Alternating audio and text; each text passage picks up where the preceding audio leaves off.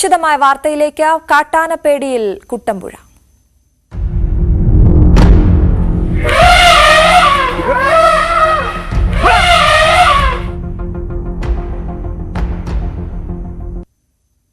കോതമംഗലം കുട്ടമ്പുഴയിൽ കാട്ടാന ആക്രമണത്തിൽ മധ്യവയസ്കൻ കൊല്ലപ്പെട്ടതിന് പിന്നാലെ മേഖലയിൽ കിടങ്ങ് നിർമ്മാണം തുടരുകയാണ്.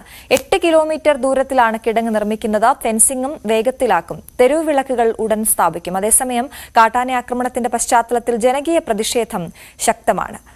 ഡാനി പോൾ വിവരങ്ങളുമായി ചേരുന്നു. Dani, very good morning. കുട്ടമ്പുഴയിൽ ആശങ്ക അകലുന്നില്ല എന്നുള്ളതാണ്. ട്രഞ്ച് നിർമ്മാണമൊക്കെ അവിടെ നടക്കുന്നുണ്ട് എന്ന് മനസ്സിലാക്കുന്നു. എങ്കിലും അവിടുത്തെ ആളുകൾക്ക് ഒരു ശാശ്വത പരിഹാരമാണല്ലോ വേണ്ടത്. എന്തൊക്കെയാണ് വിവരങ്ങൾ?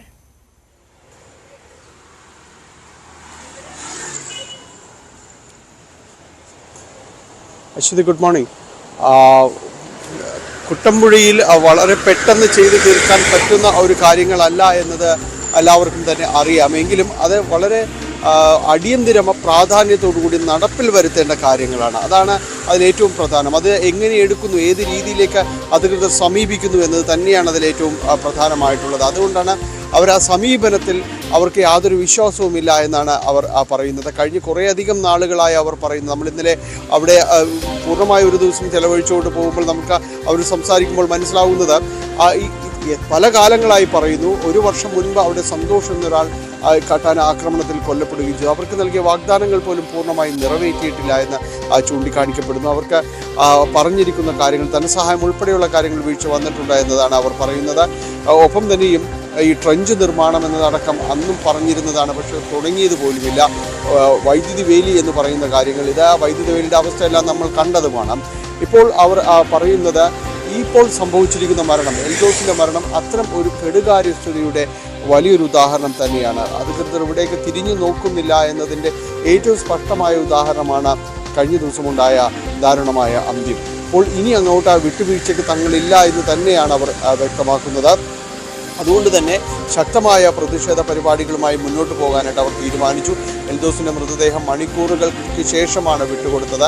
അതിൽ ജില്ലാ കളക്ടർ നൽകിയ ഉറപ്പുകളുണ്ട്. അതിൽ ഏറ്റവും പ്രധാനമെന്ന് പറയുന്ന അവരുടെ പ്രധാന ആവശ്യം എന്ന് പറയുന്ന വൈദ്യുതി വേലി, ട്രഞ്ച് നിർമ്മാണം എന്നൊക്കെ തന്നെയാണ്. കഴിഞ്ഞ ദിവസം ഇന്നലെ അതിനുള്ളൊരു പ്രാരംഭ പ്രവർത്തനങ്ങൾ, ട്രഞ്ച് നിർമ്മാണം സംബന്ധിയായ കാര്യങ്ങൾ, ചില പ്രാരംഭ പ്രവർത്തനങ്ങൾ അവിടെ ചെയ്തിട്ടുണ്ട്. റോഡുകളിലേക്ക് ഈ ആന കടന്നു വരുന്ന, കാട്ടാന ഉൾപ്പെടെയുള്ള വന്യമൃഗങ്ങൾ കടന്നു വരുന്നത് ഒരു പരിധിവരെയെങ്കിലും പ്രതിരോധിക്കുക എന്ന ലക്ഷ്യത്തോടുകൂടി ട്രഞ്ച് നിർമ്മാണം അടക്കമുള്ള കാര്യങ്ങളിലേക്ക് വന്നിട്ടുണ്ട്. അതിൻ്റെ ചില പ്രവർത്തനങ്ങൾ ഇന്നലെ തുടങ്ങിയിട്ടുമുണ്ട്.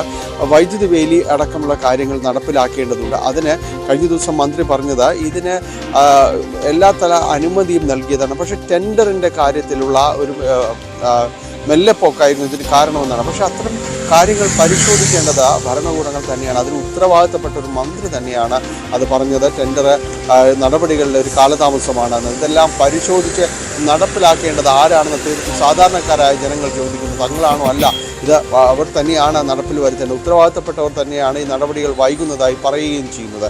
അപ്പോൾ അത്തരം കാര്യങ്ങളിൽ അവർക്ക് വലിയ രീതിയിലുള്ള ആശങ്കകൾ നിലനിൽക്കുന്നുണ്ട്.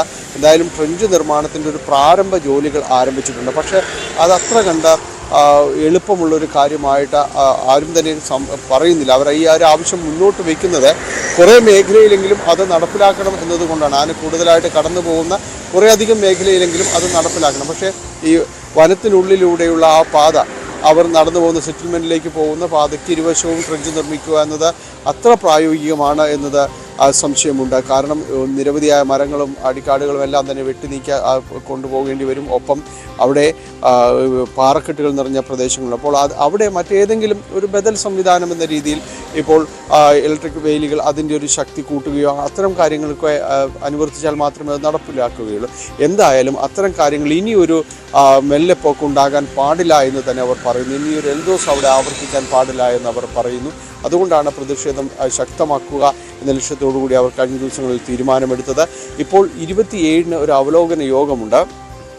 ജില്ലാ കളക്ടർ പറഞ്ഞ കാര്യങ്ങളിൽ എത്രമാത്രം പുരോഗതി ഉണ്ടെന്ന് അവിടുത്തെ ഈ ജനകീയ സമിതികളെ അറിയിക്കുന്നതിൻ്റെ ഭാഗമായിട്ടാണ് ആ യോഗത്തിൽ ഇപ്പോൾ നടപ്പിലാക്കിക്കൊണ്ടിരിക്കുന്ന കാര്യങ്ങളുടെ എന്തുമാത്രം മുന്നോട്ട് പോയിട്ടുണ്ട്, ഇനി എന്തെല്ലാം ചെയ്യാൻ കഴിയും, സമയബന്ധിതമായി എന്തെല്ലാം പൂർത്തിയാക്കാൻ ആകും എന്നതെല്ലാം തന്നെ കളക്ടർ വിശദീകരിക്കുമെന്നാണ് പറഞ്ഞത്. അപ്പോൾ അതനുസരിച്ചായിരിക്കും ഇനി അവിടെ ഈ സമരപരിപാടികൾ അടക്കമുള്ള കാര്യങ്ങളിലേക്ക് കടക്കുന്നത്. അപ്പോൾ അത്തരം കാര്യങ്ങളിലെല്ലാം തന്നെ ഒരു തീരുമാനം ഇനി വരേണ്ടതുണ്ട്. എന്തായാലും ഒരു കാര്യത്തിൽ ഉറപ്പാണ്, ഇവിടെ കൃത്യമായ രീതിയിലുള്ള സർക്കാർ സംവിധാനങ്ങളുടെ ഇടപെടലുകൾ ഉണ്ടായില്ലെങ്കിൽ ശക്തമായ ജനകീയ സമരമായി അവിടെ മാറും. അവിടെ ഇന്നലെ വന്നിരുന്ന മുഴുവൻ രാഷ്ട്രീയ പ്രതിപക്ഷത്തെ മുഴുവൻ രാഷ്ട്രീയ നേതാക്കന്മാരും ഉൾപ്പെടെയുള്ളവരും അതിന് പിന്തുണ പ്രഖ്യാപിച്ചിട്ടുണ്ട്. പൂർണ്ണമായും നിങ്ങൾക്കൊപ്പം തന്നെയായിരിക്കും, ജനങ്ങളെടുക്കുന്ന ഏത് തീരുമാനം, ഏത് പ്രതിഷേധങ്ങൾക്കൊപ്പം തങ്ങളും ഉണ്ടാകുമെന്ന് അവർ പറയുകയും അവർക്കൊരു ആത്മവിശ്വാസം പകരുകയും എല്ലാം ചെയ്തിട്ടുണ്ട്. എന്തായാലും ഇത്തരം കാര്യങ്ങളിൽ സർക്കാർ നടപടികൾ ഇപ്പോൾ വളരെ വേഗത്തിലാണ് പോകുന്നതെന്ന് തന്നെയാണ് മനസ്സിലാക്കാൻ കഴിയുന്നത്. അത് പൂർണ്ണതോതിൽ പൂർണ്ണസജ്ജമാകേണ്ടതുണ്ട്. അതേതായാലും വരും ദിവസങ്ങളിലെ നമുക്ക് മനസ്സിലാക്കാനായിട്ട് സാധിക്കുകയുള്ളൂ. 27 ചേരുന്ന അവലോകന യോഗത്തിൽ ഇതുമായി ബന്ധപ്പെട്ടുകൊണ്ടുള്ള കൃത്യമായ ഒരു വിശദീകരണങ്ങൾ ഉണ്ടാകുമെന്നാണ് മനസ്സിലാക്കുന്നത്. ആ യോഗത്തിൽ അവർ ഇനിയുള്ള മുന്നോട്ട് പോക്ക് എന്താണ് എന്നത് സംബന്ധിച്ച് വ്യക്തമാക്കും. എന്തായാലും കുട്ടൻപുഴയിൽ നടന്ന ഈ വളരെ ദാരുണമായ ഈ ഒരു ദുരന്തം, അതിൽ വലിയ രീതിയിലുള്ള പ്രതിഷേധം ആ മേഖലയിൽ നിലനിൽക്കുന്നു എന്ന് തന്നെയാണ്. ഇന്നലെ അവിടെ പ്രാദേശികമായി കുട്ടൻപുഴയിൽ ഹർത്താൽ ആചരിച്ചു. ഒപ്പം കോതമംഗലം മുനിസിപ്പാലിറ്റി മേഖലയിലും ഹർത്താലുണ്ടായിരുന്നു. ആ രീതിയിലുള്ളൊരു പ്രതിഷേധ പരിപാടികളിലേക്ക് പോയി DF ഓഫീസിലേക്ക് ബഹുജന മാർച്ച് അടക്കം നടത്തി. രൂപതാധ്യക്ഷൻ തന്നെ അതിൽ പങ്കെടുക്കുകയും എല്ലാം ചെയ്തു. അങ്ങനെ വലിയൊരു പങ്കാളിത്ത സ്വഭാവം അതിലുണ്ട്. അതുകൊണ്ട് തന്നെ അതൊരു കൃത്യമായ സൂചനകൾ തന്നെയാണ്. വലിയ രീതിയിലൊരു ഇടപെടലുകൾ അവിടെ സർക്കാരിൻ്റെ ഭാഗത്തുനിന്ന് ഈ വന്യജീവി ആക്രമണം കാട്ടാന എന്ന് പറഞ്ഞുകൊണ്ട് ഉള്ള രീതിയിലേക്ക് മാറാതെ വന്യജീവി ആക്രമണങ്ങളെ പൊതുവിൽ തന്നെ തടയാനുള്ള നടപടികൾ സ്വീകരിക്കേണ്ടതുണ്ട്. കർഷകരടക്കം വലിയ രീതിയിലുള്ള വൈഷമ്യങ്ങൾ അവിടെ നേരിടുന്നു. പ്രത്യേകിച്ച് കൃത്യമായ ഒരു വിളവെടുപ്പ് എന്നതടക്കമുള്ള കാര്യങ്ങൾ നടക്കുന്നില്ല. ഈ കുരങ്ങ് അതുപോലെ തന്നെ മറ്റ് വന്യജീവികൾ ഇതിൻ്റെ എല്ലാം തന്നെ ആക്രമണം അവിടെ സംഭവിക്കുന്നുണ്ട്. ഈ വിളനാശങ്ങൾ ഉണ്ടാകുന്നുണ്ട്. ഇവരെ പ്രതിരോധിക്കാൻ ഇപ്പോഴത്തെ നിയമം വെച്ച് അവർക്ക് സാധിക്കുകയില്ല. വലിയ കർശന നടപടികൾ അവയെ തുരത്തുമ്പോൾ ഏതെങ്കിലും രീതിയിൽ അവയ്ക്ക് എന്തെങ്കിലും പ്രശ്നങ്ങൾ ഉണ്ടായാൽ വലിയ നടപടികളാണ് ഇവർക്ക് ജനങ്ങൾക്കെതിരെ വരുന്നത്. വനപാലകർക്കെതിരെയും ശക്തമായ വിമർശനം അവിടെ ഉയരുന്നുണ്ട്. അശ്വതി. ശരി ഡാനി, ഒന്ന് തുടരണം. ഈ കാട്ടാന ആക്രമണത്തിൽ വനം വകുപ്പിനെതിരെ കോതമംഗലം രൂപത രംഗത്തെത്തിയിരിക്കുകയാണ്. ജനങ്ങളെ ഉദ്യോഗസ്ഥർ ദ്രോഹിക്കുകയാണെന്ന് കോതമംഗലം രൂപത ബിഷപ്പ് മാർ ജോർജ് മടത്തിക്കണ്ടത്തിൽ വിമർശിച്ചു. 27 ചേരുന്ന യോഗത്തിൽ സമരത്തിന്റെ കാര്യത്തിൽ തീരുമാനമുണ്ടാകുമെന്നും അദ്ദേഹം പറഞ്ഞു. സർക്കാർ ആത്മാർത്ഥമായിട്ടാണ് പ്രവർത്തിക്കുന്നതെങ്കിൽ സന്തോഷമുണ്ട്. ആത്മാർത്ഥമായിട്ട് പറഞ്ഞതെങ്കിൽ ഒരു കാര്യം ഞങ്ങൾക്കറിയാം, കളക്ടർ വന്നപ്പോൾ ഏതാണ്ടൊരു പോസിറ്റീവായിട്ടുള്ള ആറ്റിറ്റ്യൂഡ് ഉണ്ടായി. DFO വളരെ എതിർ മനോഭാവമായിരുന്നുണ്ടായിരുന്നത്. കളക്ടർ വന്നപ്പോഴാണ് ഇനി കളക്ടറിൽ ഞങ്ങൾക്ക് അല്പം വിശ്വാസമുണ്ട്. 27-ാം തീയതി ഞങ്ങൾ കാത്തിരിക്കുകയാണ് കളക്ടർ വന്ന് റിവ്യൂ ചെയ്യാൻ വരുമ്പോൾ. അപ്പോൾ എന്തെങ്കിലും നന്മയുണ്ടാകുമെന്ന് പ്രതീക്ഷിക്കുന്നു. പോലീസ് ഓഫീസർ പറയുന്നത് നിങ്ങൾ നല്ല മനുഷ്യരാണ്, പക്ഷേ ഫോറസ്റ്റുകാർ അവരെ ഒരു രീതിയിലും നമ്മളെ സഹായിക്കുന്നില്ല, നമ്മൾ എതിരായിട്ട് നിൽക്കുന്നു. ഇപ്പോൾ നമ്മളൊരു എന്താ പറയുന്നത്, ഇന്ത്യ പാകിസ്ഥാൻ പോലെയാണ് അവർ. കർഷകരെ കാണുന്നതന്നെ അറിയാമോ, നമുക്കെതിരായിട്ട് ചെയ്യുന്ന ആൾക്കാരായിട്ട്. അങ്ങനെ ജീവിക്കാൻ പറ്റില്ലല്ലോ. നമ്മുടെ നാട്ടിൽ സ്വസ്ഥമായിട്ട് ജീവിക്കാനുള്ള സ്വാതന്ത്ര്യമുണ്ട്, സാഹചര്യം ഉണ്ടാകണം. ഫോറസ്റ്റ് എതിര് നിൽക്കുന്നത് ഇത് ശത്രുക്കളായിട്ട് കാണരുത്. മനുഷ്യത്വപരമായിട്ട് മാറണം, ജനങ്ങൾക്ക് ജീവിക്കാനുള്ള സാഹചര്യം ഉണ്ടാകണം. അത്രേ പറഞ്ഞിട്ടുള്ളൂ. ഡാനി തുടരുന്നുണ്ട്. ഡാനി, അതിരൂക്ഷമായ ഭാഷയിലാണ് വിമർശനം ഉണ്ടായിരിക്കുന്നത് കോതമംഗലം രൂപതയുടെ ഭാഗത്തു നിന്നും. മനുഷ്യരെ അതുപോലെ കാണണം, അവരോട് ചേർന്ന് നിൽക്കേണ്ടതിന് പകരം അവരെ എതിർത്ത് നിൽക്കുകയാണ് വനം വകുപ്പ് ചെയ്യുന്നത് എന്നാണ് പറഞ്ഞത്.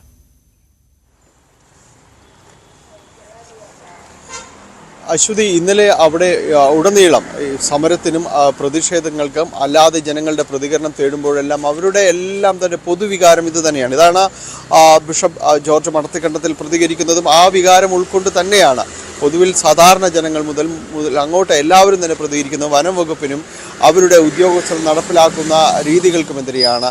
കാരണം വളരെ നിസ്സാരമായ കാര്യങ്ങൾക്ക് പോലും അവർക്കെതിരെ നടപടിയെടുക്കുന്ന ഒരു സമീപനത്തിലേക്ക് വന്നിരിക്കുന്നു. അവർക്ക് യാതൊരു രീതിയിലുള്ള ഒരു സ്വാതന്ത്ര്യവും ആ മേഖലയിൽ ഇല്ല എന്ന് പറയുന്നു. ചിലപ്പോൾ ചില വഴികളിലൂടെ നടക്കാൻ പോലും അവർ സമ്മതിക്കാറില്ല എന്നെല്ലാം തന്നെ അവർ പറയുന്നുണ്ട്. കാരണം ഒരു നിയമങ്ങൾ പലതും ചൂണ്ടിക്കാണിച്ചുകൊണ്ടാണ് അവർ ഇതെല്ലാം തന്നെ പറയുന്നത്. പക്ഷെ അതിനും അപ്പുറം മാനവികത എന്നൊരു കാര്യമുണ്ട്, മാനുഷികത എന്ന കാര്യമുണ്ട്. അത്തരത്തിൽ യാതൊരു പരിഗണനയും തങ്ങൾക്ക് നൽകുന്നില്ല എന്നതാണ്. തികച്ചും ശത്രുക്കളോട് എന്ന രീതിയിലാണ് തങ്ങളോട് അവർ പെരുമാറുന്നത് എന്ന് പറയുന്നു. അത് ബിഷപ്പിൻ്റെ വാക്കുകളിലും നിഴലിക്കുന്നുണ്ട്. കാരണം യാതൊരു രീതിയിലൊരു മനുഷ്യത്വപരമായ ഒരു പെരുമാറ്റവും വനം വകുപ്പിൻ്റെ ഭാഗത്തു നിന്ന് ഉണ്ടാകുന്നില്ല. കഴിഞ്ഞ ദിവസങ്ങളിൽ ഈ അപകടമുണ്ടാകുമ്പോൾ അവിടേക്ക് എത്തിയ DFOയുടെ ഭാഗത്തു നിന്നടക്കം അവരെ എതിർക്കേണ്ട രീതിയിലാണ് സംസാരങ്ങൾ ഉണ്ടായത്. അതുകൊണ്ടാണ് പ്രതിഷേധങ്ങൾ ഉണ്ടാകുന്നത്. അതുകൊണ്ട് കാര്യങ്ങൾ വഷളാക്കുകയാണ് വനം വകുപ്പ് ഉദ്യോഗസ്ഥർ എന്ന് അദ്ദേഹം പറയുകയും ചെയ്യുന്നു. പോലീസിൻ്റെ ഭാഗത്തു നിന്ന് മികച്ച രീതിയിലുള്ള നടപടികൾ ഉണ്ടാകുന്നുണ്ട്. പക്ഷെ അതൊന്നുമല്ല, അതൊക്കെ അകത്ത് താമസിക്കുമ്പോൾ പൂർണ്ണമായ ഒരു അധികാരം ഈ വനം വകുപ്പിന് തന്നെയാണ് വരുന്നത്. അതുകൊണ്ട് അവരുടെ പെരുമാറ്റ രീതികളാണ് കൂടുതൽ അസഹിഷ്ണുത അവിടെ ഉണ്ടാക്കുന്നതെന്ന് അദ്ദേഹം ചൂണ്ടിക്കാണിക്കുകയും ചെയ്യുന്നു. ഇപ്പോൾ നേരത്തെ സൂചിപ്പിച്ചതുപോലെ 27-ന് അവലോകന യോഗം ചേരുന്നുണ്ട്. ബിഷപ്പ് സൂചിപ്പിക്കുന്നതും അത് തന്നെയാണ്. ഇതുവരെ എടുത്തിരിക്കുന്ന നടപടികൾ അത് എത്രത്തോളമുണ്ട്, ജില്ലാ കളക്ടർ ഞങ്ങൾക്ക് വിശ്വാസമുണ്ട്, അതനുസരിച്ച് മുന്നോട്ട് പോകാം, എല്ലാവിധ പിന്തുണയും വാഗ്ദാനം ചെയ്യുന്നു. പക്ഷേ 27-ന് ചേരുന്ന അവലോകന യോഗത്തിൽ ഈ പദ്ധതികളിൽ എന്തുമാത്രം മുന്നോട്ട് പോക്കുണ്ടായിട്ടുണ്ട് എന്നതിനെ ആശ്രയിച്ചായിരിക്കും തുടർ നടപടികളെന്ന് ബിഷപ്പും വ്യക്തമാക്കുന്നുണ്ട്. അദ്ദേഹമാണ് ഇന്നലെ ഈ ജനകീയ മാർച്ച് അടക്കം ഉദ്ഘാടനം ചെയ്തുകൊണ്ട് സംസാരിക്കുകയും ചെയ്ത് വലിയ ജനപങ്കാളിത്തം അതിനുണ്ടായിരുന്നു. അതുകൊണ്ട് തന്നെയും അദ്ദേഹം അവരെ പ്രതിനിധാനം ചെയ്തുകൊണ്ട് തന്നെയാണ് ഇക്കാര്യങ്ങൾ സംസാരിക്കുകയും ചെയ്യുന്നത്. വലിയ രീതിയിലുള്ള ബുദ്ധിമുട്ടുകൾ ഈ മേഖലയിൽ വനം വകുപ്പ് ഉദ്യോഗസ്ഥരുടെ നടപടികൾ മൂലം ഉണ്ടാകുന്നു എന്ന് പറയുന്നു. അവർ നിയമം ഉദ്ധരിക്കുമ്പോൾ അതിനും അപ്പുറം മാനുഷികപരമായ കാര്യങ്ങളുണ്ട്. അതിന് ഒരു പരിഗണനയും നൽകാത്ത രീതിയിലാണ് അവരുടെ പെരുമാറ്റമെന്നുമാണ് അദ്ദേഹം വിമർശിക്കുകയും ചെയ്യുന്നത്. ഡാനി ഇന്നലെ കുട്ടമ്പുഴക്കാരോട് സംസാരിക്കുമ്പോൾ അവിടെ വലിയ പ്രതിഷേധം ഇറങ്ങുന്ന സമയത്താണ് നമ്മൾ അവിടെ ഉണ്ടായിരുന്നത്. ആ സമയത്ത് അവർ പറഞ്ഞൊരു കാര്യം ഇത് തന്നെയാണ്, വനംവകുപ്പ് ഉദ്യോഗസ്ഥർ ആവശ്യത്തിന് സഹായിക്കുന്നില്ല എന്ന് മാത്രമല്ല ഉപദ്രവം ചെയ്യുന്നുണ്ട് എന്ന് പറയുന്നു. അതായത് സുരക്ഷിതമായി പോകാൻ കഴിയുന്ന റോഡിലൂടെ പോകാൻ അനുവദിക്കുന്നില്ല എന്നതടക്കമുള്ള വലിയ ഗുരുതരമായ ആരോപണങ്ങൾ ജനങ്ങളുടെ ഭാഗത്തു നിന്നും ഉണ്ടായിരുന്നു അല്ലേ ഡാനി? തീർച്ചയായും അശ്വതി, കാരണം അതിൽ പറഞ്ഞൊരു കാര്യം കൂടിയുണ്ട്. ചിലപ്പോൾ ചില സമയത്ത് ചില അത്യാഹിതങ്ങളിൽ പെടുമ്പോൾ ചില അത്യാവശ്യത്തിനൊരു വൈദ്യസഹായം വേണ്ട ഒരു ഘട്ടത്തിലേക്ക് വരുമ്പോൾ അവർ ആദ്യം ആശ്രയിക്കുന്നത് ഈ വനം വകുപ്പിലേക്ക് വിളിച്ചാണ് തങ്ങളെ സഹായിക്കണമെന്ന് പറയുമ്പോൾ ജീപ്പിന് ഡീസലില്ല, ഇന്ധനമില്ല എന്നെല്ലാം പറയുക. അങ്ങനെ പറഞ്ഞ് യാതൊരു രീതിയിലൊരു സഹായവും അവർക്ക് നൽകാത്തൊരവസ്ഥയിലേക്ക് ആ കാര്യങ്ങൾ വരുന്നു. ഒപ്പം അതിലൂടെ കടന്നു പോകുന്ന നമ്മളിന്നലെ കണ്ടതാണ് ആ വഴി, ഇന്നലെ എൽദോസ് കാട്ടാന ആക്രമണം ഉണ്ടാകുന്ന വഴി, അത് ഒരു വലിയൊരു ഭാഗം ഏതാണ്ട് 80%-ലധികവും കാടിന് നടുവിലൂടെ തന്നെയുള്ളൊരു ഭാഗമാണ്. അത് കഴിഞ്ഞ് കുറച്ച് ചെല്ലുമ്പോൾ മാത്രമാണ് കുറച്ച് വീടുകൾ നമുക്ക് കണ്ടു തുടങ്ങുക. ബാക്കി മുഴുവനായും കാടിനകത്തുകൂടി തന്നെയാണ്. പക്ഷെ അതിനകത്ത് ഈ സെറ്റിൽമെൻറ്റിലേക്ക് പോകുന്ന ഈ വൈദ്യുതി കൊണ്ടുപോകുന്ന പോസ്റ്റുകളെല്ലാം തന്നെയുണ്ട്. വൈദ്യുതികളൊക്കെ ഇവിടെയെല്ലാം സ്ഥാപിക്കാവുന്നതാണ്. ഇലക്ട്രിക് പോസ്റ്റുകളിൽ ലൈറ്റുകൾ സ്ഥാപിക്കാവുന്നതാണ്. പക്ഷെ അതിനുള്ള ഒരു നടപടിയും ഉണ്ടായിട്ടില്ല. അതിന് വൈദ്യുതി വകുപ്പിനോട് സമ്മർദ്ദം ചെലുത്താനോ അല്ലെങ്കിൽ അവരുമായി ബന്ധപ്പെട്ട് സംസാരിക്കും. ഇത്രയധികം പേർ അവിടെ താമസിക്കുന്നുണ്ട്. ഇതിനകത്തുകൂടി പോകുമ്പോൾ അതിൻ്റെ ഒരു സാഹചര്യം ഇതാണ്. ഇതൊന്നും പറയുവാൻ പോലും വനം വകുപ്പ് തയ്യാറായിട്ടില്ല എന്നതാണ് അവരുടെ ഒരു പ്രതിഷേധം വർദ്ധിപ്പിക്കുകയും ചെയ്യുന്നത്. അശ്വതി, ശരി ഡാനി ഒന്ന് തുടരണം. നമുക്കിനി ഒരു കോടതി വാർത്ത പ്രേക്ഷകരിലേക്ക് എത്തിക്കാനുള്ളത് CPM ഏരിയ സമ്മേളനത്തിന്റെ ഭാഗമായി വഞ്ചിയൂരിൽ പൊതുവഴി തടഞ്ഞ് പന്തലിട്ടതിലുള്ള കോടതിയലക്ഷ്യ നടപടി ആവശ്യപ്പെട്ട് നൽകിയ ഹർജി ഹൈക്കോടതി ഇന്ന് പരിഗണിക്കുകയാണ്. പൊതുസമ്മേളന വേദിയിലുണ്ടായിരുന്നവരെയും പ്രതി ചേർത്ത് ആണ് ഹൈക്കോടതിയുടെ ചോദ്യങ്ങൾക്ക് പോലീസ് മറുപടി ഇന്ന് നൽകും. സെക്രട്ടേറിയറ്റ് നടയിൽ CPIയുടെ ഉദ്യോഗസ്ഥ സംഘടനയായ ജോയിന്റ് കൌൺസിൽ വഴി തടഞ്ഞ് നടത്തിയ സമരത്തിലും സർക്കാർ തിരുവനന്തപുരം കോർപ്പറേഷന് വിശദീകരണം നൽകും. ഡാനി, ഇന്ന് കോടതിയിലേക്ക് കേസ് എത്തുമ്പോൾ എന്താണ് പ്രതീക്ഷിക്കേണ്ടത്?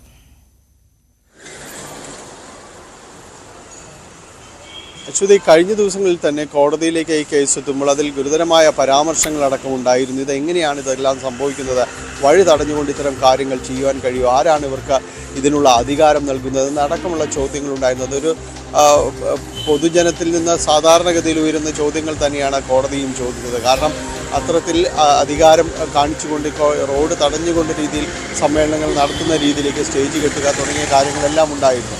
എന്തായാലും അത്തരം കാര്യങ്ങളിൽ ഒരു പൊതു താൽപര്യ ഹർജിയുടെയെങ്കിലും കോടതി കൂടി ഇടപെടുകയാണ്. അതോടൊപ്പം തന്നെയാണ് ഇതിൽ ജോയിൻറ്റ് കൗൺസിൽ CPI ഉദ്യോഗസ്ഥ സംഘടനയായ ജോയിൻറ്റ് കൗൺസിലാണ് സെക്രട്ടേറിയറ്റിന് മുന്നിൽ സമരം നടത്തുകയും ആളുകളെ തടയുന്ന ഒരവസ്ഥയും ഉണ്ടാവുകയും ചെയ്തത്. ഇവരോടും ഇത് സംബന്ധിയായ കാര്യങ്ങൾ വിശദീകരണം ചോദിച്ചിട്ടുണ്ട്.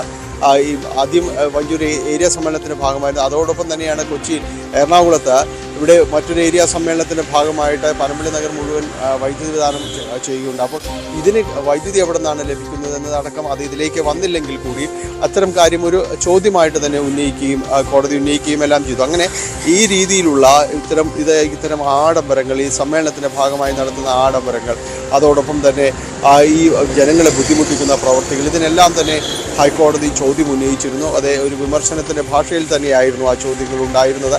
ഇതിൽ സമ്മേളനത്തിൽ പങ്കെടുത്തവർക്ക് അവരെ അടക്കം പ്രധാന നേതാക്കളെ അടക്കം എല്ലാവരെയും തന്നെ പ്രതി ചേർത്തുകൊണ്ടാണ് ഇതിലേക്ക് കക്ഷി ചേർത്തുകൊണ്ട് തന്നെയാണ് ഈ നടപടികൾ എല്ലാം തന്നെ മുന്നോട്ട് പോവുകയും ചെയ്യുന്നത്. അപ്പോൾ ഇത്തരം കാര്യങ്ങളിൽ ഇനി ഇതിനൊരു മറുപടിയായി എന്ത് വിശദീകരണങ്ങൾ നൽകുന്നു എന്നതടക്കം ഇന്ന് കോടതിയിൽ ഉണ്ടാകും. അതിന് കോടതി നൽകുന്ന മറുപടി എന്താണ് എന്നതാണ് എല്ലാവരും നോക്കുന്നത്. അത്തരം നടപടികൾ ഇന്ന് രാവിലെ തന്നെ കേസ് പരിഗണിക്കുമെന്നാണ് അറിയാനായിട്ട് സാധിക്കുന്നത്. അശ്വതി. ശരി, ഡാനി പോളാണ് വിശദവിവരങ്ങൾ നൽകിയത്. ഒരു രാജ്യം ഒരു തെരഞ്ഞെടുപ്പ് ബില്ലിലെ ഭിന്നതയെ തുടർന്ന് പാർലമെന്റ് ഇന്നും പ്രക്ഷുബ്ധമാകും. ബില്ല് പരിശോധിക്കുന്നതിനായുള്ള സംയുക്ത സമിതിയെ രൂപീകരിക്കുന്ന നടപടികൾക്ക് ഇന്ന് തുടക്കമാകും. ശൈത്യകാല സമ്മേളനം ഡിസംബർ 20 പൂർത്തിയാകുന്ന സാഹചര്യത്തിൽ പ്രതിപക്ഷ പ്രതിഷേധം മറികടന്ന നടപടിക്രമങ്ങൾ പൂർത്തിയാക്കാനുള്ള ശ്രമത്തിലാണ് സർക്കാർ. മനു ഭരത്താണ് വിവരങ്ങളുമായി ചേരുന്നത്. Manu, good morning. ഇന്നലെ ബില്ല് ലോക്സഭയിലേക്ക് എത്തിയപ്പോൾ വലിയ രീതിയിലുള്ള പ്രതിപക്ഷ എതിർപ്പ് നമ്മൾ കണ്ടതാണ്. ഇനിയുള്ള നടപടിക്രമങ്ങൾ എങ്ങനെയായിരിക്കും മനു? സ്വാഭാവികമായും അതിൻ്റെ അലയൊലികൾ ഇന്നും തുടരും എന്നാണ് പ്രതീക്ഷിക്കുന്നത്. പാർലമെന്റിനകത്തും പുറത്തും ബില്ലിനെ സംബന്ധിച്ചുള്ള പ്രതികരണങ്ങൾ ഉണ്ടാകും. കഴിഞ്ഞ 4 ദിവസം വളരെ ചൂടേറിയ ചർച്ചകൾക്കാണ് പാർലമെന്റ് സാക്ഷ്യം വഹിച്ചത്. 2 ദിവസം ലോക്സഭയിൽ ഭരണഘടനയുടെ 75 വർഷത്തെ മഹത്തായ യാത്രയെ സംബന്ധിച്ചുള്ള ചർച്ചകൾ ആദ്യം ലോക്സഭയിൽ നടന്നു, പിന്നീട് കഴിഞ്ഞ ദിവസം രാജ്യസഭയിൽ നടന്നു. ഇന്നലെ അതിന് ഏറ്റവും ഒടുവിൽ കേന്ദ്രമന്ത്രി അമിത്ഷാ മറുപടി പറയുകയും ചെയ്തു. സ്വാഭാവികമായി അതിനെ ചൊല്ലിയുള്ള വിവാദങ്ങളും പുകയുകയാണ്. കാരണം കഴിഞ്ഞ ദിവസം തൻ്റെ മറുപടി പ്രസംഗത്തിൽ അമിത്ഷാ പറഞ്ഞ ഒരു കാര്യം, കോൺഗ്രസ് അനാവശ്യമായി അംബേദ്കറുടെ പേര് ഉപയോഗിക്കുന്നു. അംബേദ്കർ അംബേദ്കർ അംബേദ്കർ എന്ന് ഇങ്ങനെ കോൺഗ്രസ് പറയുന്നതിന് പകരം ദൈവത്തിൻ്റെ പേര് പറഞ്ഞിരുന്നെങ്കിൽ അവർക്ക് സ്വർഗം കിട്ടിയേനെ എന്ന അമിത്ഷായുടെ പ്രതികരണം വലിയ തോതിൽ കോൺഗ്രസ് ഏറ്റെടുക്കുകയാണ്. കഴിഞ്ഞ ദിവസം രാത്രി രാഹുൽ ഗാന്ധി ഉൾപ്പെടെയുള്ള നേതാക്കൾ ഈ വിഷയത്തിൽ ട്വീറ്റുമായി രംഗത്തെത്തി. അംബേദ്കറെ അധിക്ഷേപിക്കുന്നത് മനുസ്മൃതിയെ പിന്താങ്ങുന്ന BJPയുടെ നിലപാടിനെയാണ് കാണിക്കുന്നത് എന്ന് കോൺഗ്രസ് നേതാക്കൾ ആരോപിക്കുന്നു. ഇത് ഇന്നും പാർലമെന്റിൽ ഉയരും എന്നാണ് കണക്കാക്കുന്നത്. മറ്റൊരു പ്രധാന വിഷയം, ഇന്നലെ തൻ്റെ മറുപടി പ്രസംഗത്തിനിടയിൽ പൊതു വ്യക്തി നിയമം അല്ലെങ്കിൽ ഏകീകൃത സിവിൽ കോഡ് എന്ന UCC എല്ലാ സംസ്ഥാനങ്ങളിലും നടപ്പിലാക്കാനുള്ള നീക്കം ഉണ്ടാകും എന്നാണ് അമിത്ഷാ വ്യക്തമാക്കിയിരിക്കുന്നത്.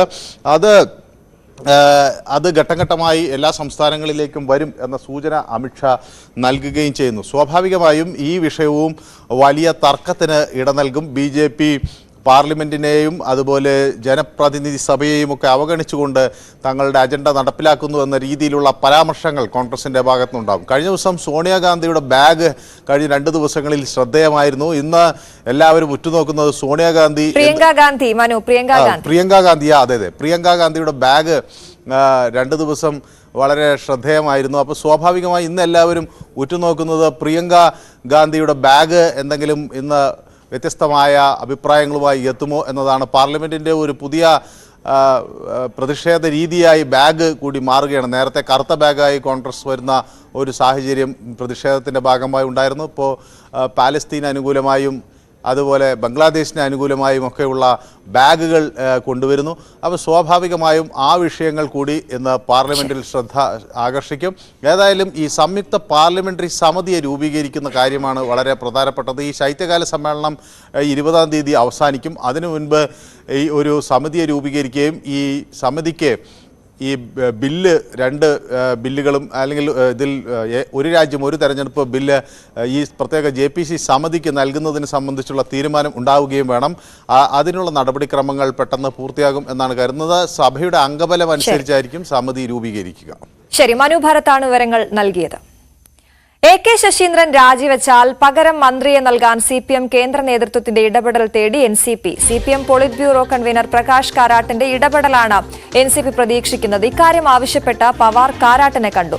ശശീന്ദ്രൻ രാജിവെച്ചാൽ പകരം തോമസ് കെ തോമസിനെ മന്ത്രിയാക്കണം എന്നാണ് NCPയുടെ ആവശ്യം. എന്നാൽ തോമസിനെ മന്ത്രിയാക്കുന്നതിന് മുഖ്യമന്ത്രിക്ക് താൽപര്യമില്ല. ഇത് മറികടക്കാനാണ് CPM കേന്ദ്ര നേതൃത്വത്തിന്റെ ഇടപെടൽ NCP തേടുന്നത്. വിവരങ്ങളുമായി ഡാൻ കുര്യനാണ് ചേരുന്നത്. Dan, good morning. എന്താണിപ്പോ ഉള്ള പ്രതിസന്ധി? Ashwathi, good morning. Thomas K തോമസിനെ NCPയുടെ മന്ത്രിയാക്കണം, അല്ലെങ്കിൽ AK ശശീന്ദ്രനെ മാറ്റി തോമസ് കെ തോമസിനെ മന്ത്രിയാക്കണമെന്ന ആവശ്യം ഇപ്പോൾ ഉന്നയിക്കാൻ തുടങ്ങിയതല്ല. NCP നേരത്തെ മുതൽ തന്നെ ഈ വിഷയം ഉന്നയിച്ചതാണ്.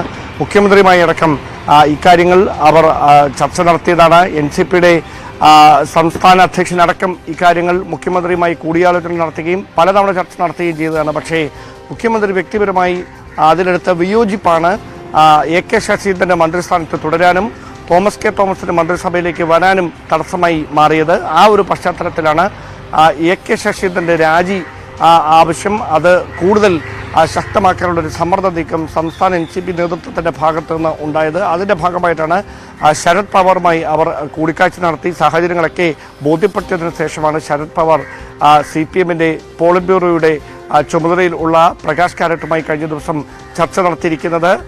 പ്രകാശ് കാരാട്ട് മുഖ്യമന്ത്രി പിണറായി വിജയനുമായി സംസാരിക്കുന്നതിലൂടെ ഈ വിഷയത്തിലൊരു അനുനയ നീക്കം ഉണ്ടാകും എന്നൊരു പ്രതീക്ഷയിലാണ് NCP ഉള്ളത്. തോമസ് കെ തോമസ് അടക്കം ഡൽഹിയിലുണ്ടായിരുന്നു. അങ്ങനെ പ്രകാശ് കാരാട്ടതിനെ കണ്ടതിന് ശേഷമാണ് തോമസ് കെ തോമസ് തിരികെ നാട്ടിലേക്ക് മടങ്ങിയിരിക്കുന്നത്. ഏത് തരത്തിലുള്ള തീരുമാനമായിരിക്കും ഇനി സംസ്ഥാന മന്ത്രിസഭയിൽ മുഖ്യമന്ത്രി എടുക്കുക ഈ വിഷയത്തിൽ എന്നതാണ് ശ്രദ്ധേയമായിട്ടുള്ള കാര്യം.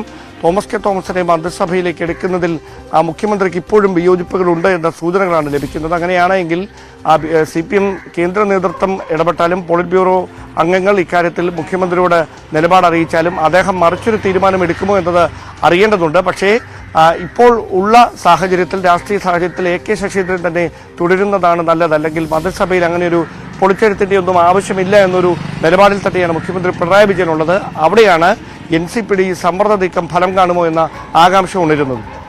അതാണ് ഡാൻ. എന്തായാലും ബുധനാഴ്ച ഒരു നല്ല വാർത്ത പുറത്തു വരുമെന്നൊക്കെയാണ് തോമസ് കെ തോമസ് ആ ചർച്ചയ്ക്ക് ശേഷം പ്രതികരിച്ചിരുന്നത്. നമുക്ക് നോക്കാം ആർക്കാണ് നല്ല വാർത്ത വരിക എന്ന്. ഡാൻ, മറ്റൊരു വാർത്ത, തിരുവനന്തപുരത്ത് ഗുണ്ടകളുടെ സാന്നിധ്യത്തിൽ തമ്മിലടിച്ച പോലീസ് ഉദ്യോഗസ്ഥർക്കെതിരെ നടപടി ഇന്നുണ്ടായേക്കുമെന്നാണ് അറിയുന്നത്. സംഭവം അന്വേഷിച്ച ഇന്റലിജൻസ് ADGP DGPക്ക് റിപ്പോർട്ട് നൽകിയിരുന്നല്ലോ. 2 സർക്കിൾ ഇൻസ്പെക്ടർമാരാണ് തമ്മിലടിച്ചത്. എന്താണ് പ്രതീക്ഷിക്കേണ്ടത് ഈ വിഷയത്തിൽ? ഇന്റലിജൻസ് ADGP P വിജയനാണ് ഇതുമായി ബന്ധപ്പെട്ട വിശദമായ അന്വേഷണത്തിന്റെ റിപ്പോർട്ട് ലഭ്യമായ വിവരങ്ങളുടെ അടിസ്ഥാനത്തിൽ സംസ്ഥാന പോലീസ് മേധാവി ഷെയ്ഖ് ദർവേഷ് സാഹിബിന് കൈമാറുന്നത്. ആ റിപ്പോർട്ടിന്റെ അടിസ്ഥാനത്തിലായിരിക്കും 2 CIമാർക്കെതിരെ ഏത് തരത്തിലായിരിക്കണം തുടർ നീക്കങ്ങൾ എന്ന കാര്യത്തിൽ തീരുമാനമാകുക.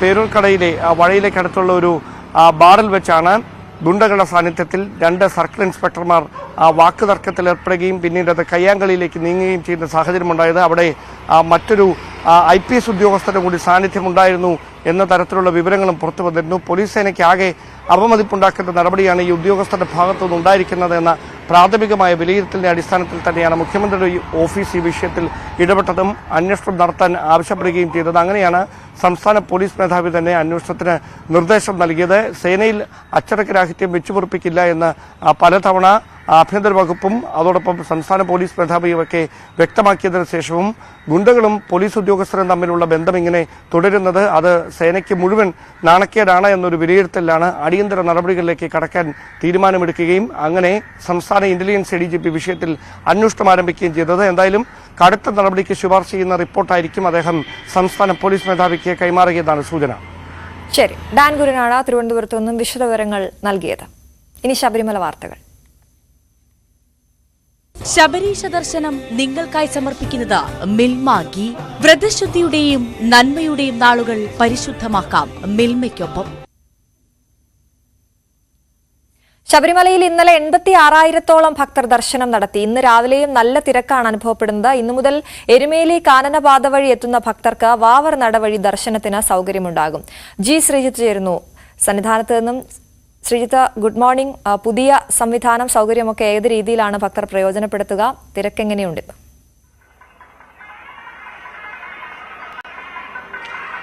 ശ്രുതി, തിരക്ക് തുടരുകയാണ്. കഴിഞ്ഞ 2-3 ദിവസമായി തുടർച്ചയായി നല്ല തിരക്ക് തന്നെ അനുഭവപ്പെടുന്നു. 80,000 കഴിഞ്ഞുള്ള ഒരു കണക്കിലേക്കാണ് ശബരിമലയിലെ തിരക്കെത്തുന്നത്. ഇന്നലെ ഏതാണ്ട് 86,000 പിന്നിട്ടു എന്നുള്ളതാണ് ഏറ്റവും ഒടുവിൽ ലഭ്യമാകുന്ന കണക്കുകൾ. ഇന്നിപ്പോ രാവിലെ നോക്കിയാലും ഈ ഫ്ലൈ ഓവർ നിറയെ ക്യൂ ആണ്.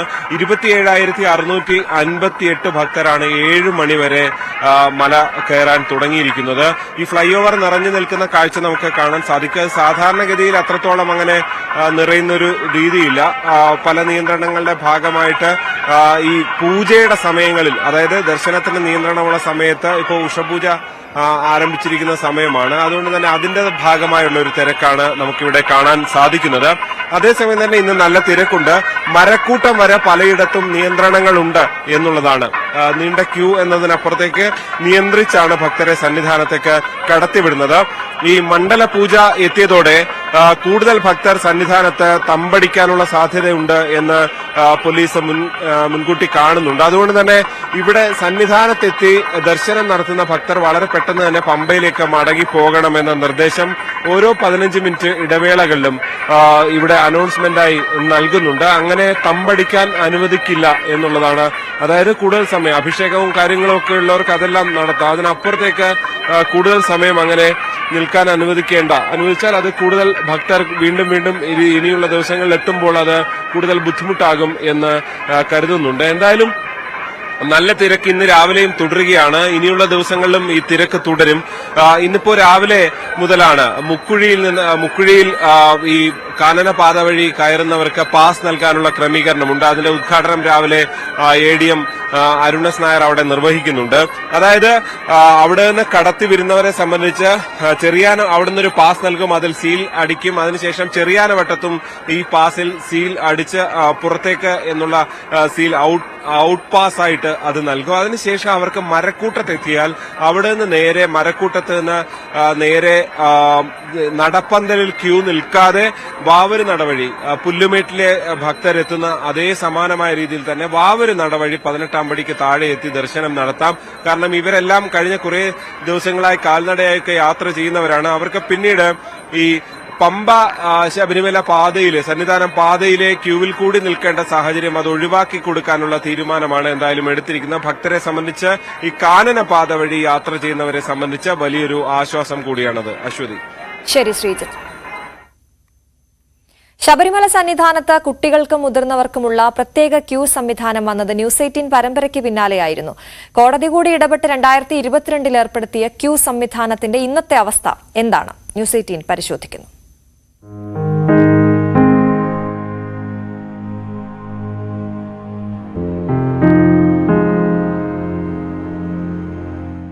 മുതിർന്നവർക്കൊപ്പം വലിയ തിക്കിലും തിരക്കിലും പെട്ട് ദുരിതം അനുഭവിക്കുന്ന കുഞ്ഞുങ്ങളുടെ അവസ്ഥ 2022 ഡിസംബർ 12 മുതലാണ് ന്യൂസ് 18 പരമ്പരയായി നൽകിയത്. തുടർന്ന് ആദ്യം ബാലാവകാശ കമ്മീഷൻ ഇടപെട്ടു, തൊട്ടു പിന്നാലെ ഹൈക്കോടതിയും. ഇതോടെ 2022 ഡിസംബർ 18 മുതൽ സന്നിധാനത്ത് കുട്ടികൾക്ക് പുറമെ മുതിർന്നവർക്കും പ്രത്യേക ക്യൂ സംവിധാനം ഏർപ്പെടുത്തി. ആളുകളുടെ എണ്ണം വർദ്ധിച്ചു വരിക. അപ്പം അതിൻ്റെ അടിസ്ഥാനത്തിൽ നമ്മുടെ ശബരിമല തീർത്ഥാടനത്തിൽ കൂടുതൽ ആളുകൾ എത്തുമെന്ന് കണ്ടുകൊണ്ട് ഓരോ ഡിപ്പാർട്ട്മെൻറ്റും എത്ര കണ്ട് അവരെ കൊണ്ട് ചെയ്യാൻ കഴിയുമോ അത്ര കണ്ട് നല്ല കാര്യങ്ങൾ ചെയ്യണമെന്ന് തീരുമാനിച്ചു. അപ്പം അതനുസരിച്ചെല്ലാം കാര്യങ്ങൾ ചെയ്തിട്ടുണ്ട്.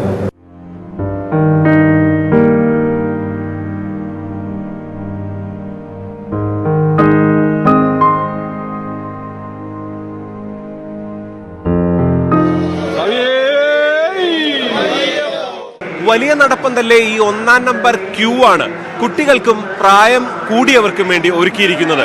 അതായത് അപ്പുറത്ത് വലിയ തിരക്കുണ്ടെങ്കിൽ പോലും ഇവിടെ തിരക്കില്ല, സുഗമമായി ദർശനം നടത്താം. പ്രത്യേക വരി ഏർപ്പെടുത്തിയതിന്റെ ഗുണം അനുഭവിക്കുന്നവരാണ് നിരവധി ഭക്തർ. അതിലവർ സന്തുഷ്ടരാണ്. ക്യൂ കൂടെ കയറ്റിവിട്ട് നല്ല സുഖമായി കുട്ടികളും ബുദ്ധിമുട്ടിലാണ് ഇവിടെ വരാൻ പറ്റി. പെട്ടു കുറേ നേരങ്ങൾ ക്യൂ നിൽക്കുന്നു. നല്ലത് തന്നെ, നല്ല തീരുമാനം തന്നെ. കുട്ടികൾക്കുള്ള ക്യൂ സൗകര്യം ഉണ്ട് എങ്കിൽ പോലും ഇത് തിരിച്ചറിയാത്തവരാണ് പലരും. അവർ ഫ്ലൈ ഓവർ വഴി ഈ മുൻപുള്ള കാലങ്ങളിലെ പോലെ ഇതേപോലെ ക്യൂവിൽ നിന്നുകൊണ്ടാണ് പലരും സന്നിധാനത്ത് ദർശനത്തിനെത്തുന്നത്. അതായത് ഈ വലിയ തിരക്കിനിടയിലേക്ക് പെടരുത് എന്ന് കരുതിയാണ് ഇവർക്ക് പ്രത്യേകം ക്യൂ ഉണ്ടായത്. പക്ഷേ അത് ഫലപ്രദമായി പലരും ഉപയോഗിക്കുന്നില്ല, പലരും അറിയുന്നില്ല.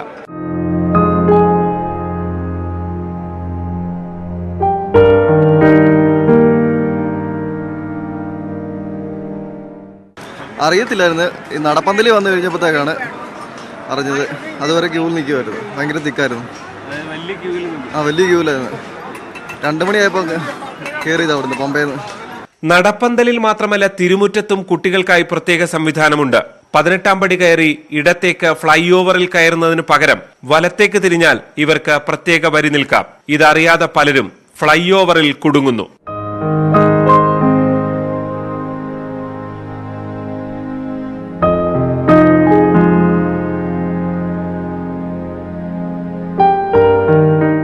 അതായത് ക്രമീകരണങ്ങൾ ഉണ്ടായിട്ടും അത് ഉപയോഗിക്കാനാകാത്ത ഭക്തർ നിരവധിയാണ്. വലിയ നടപ്പന്തലിൽ ഈ ക്യൂ തുടങ്ങുന്ന സ്ഥലത്ത് ഒരു പ്രത്യേക ബോർഡ് തന്നെ സ്ഥാപിച്ചുകൊണ്ടായിരുന്നു അന്ന് ഈ ക്രമീകരണം ഏർപ്പെടുത്തിയത്. ഇന്ന് ആ ബോർഡില്ല. ഫലത്തിൽ ഇങ്ങനൊരു സൗകര്യമുണ്ട് എന്ന് ഭക്തർക്ക് തിരിച്ചറിയാൻ കഴിയാത്ത സാഹചര്യം ഇവിടെയുണ്ട്. അരുൺ പാലോടിനൊപ്പം ജി ശ്രീജിത്ത്, ന്യൂസ് 18 സന്നിധാനം. ശബരീശ ദർശനം നിങ്ങൾക്കായി സമർപ്പിക്കുന്നത് മിൽമ ഗീ. വ്രതശുദ്ധിയുടെയും നന്മയുടെയും നാളുകൾ പരിശുദ്ധമാക്കാം മിൽമയ്ക്കൊപ്പം. ക്രിസ്മസ് പരീക്ഷ ചോദ്യപേപ്പർ ചോർന്ന സംഭവത്തിൽ